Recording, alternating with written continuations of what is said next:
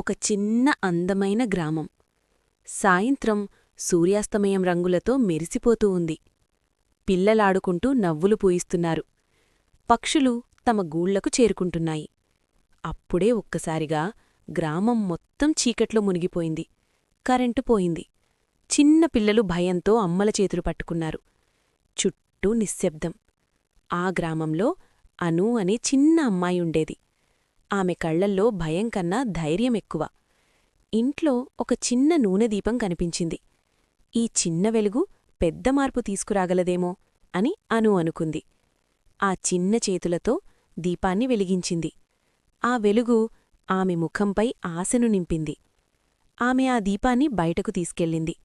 దాన్ని చూసిన పురుగువారు కూడా తమ ఇళ్లలో దీపాలు వెలిగించారు. కొద్దిసేపట్లో గ్రామం మొత్తం వెలుగులతో మెరిసిపోయింది.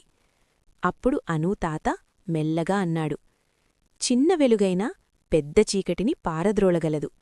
మన చిన్న సహాయం కూడా ఎవరి జీవితంలోనో పెద్ద ఆశ అవుతుంది. ఆ రోజునుంచి ఆ గ్రామం ప్రేమతో, సహాయంతో ఎప్పుడూ వెలుగుతూనే ఉంది. మీకీ కథ నచ్చితే మా ఛానల్కి సబ్స్క్రైబ్ చేయండి. ఇంకా ఇలాంటి మధురమైన కథలు వినడానికి బెల్ ఐకాన్ నొక్కడం మర్చిపోవద్దు.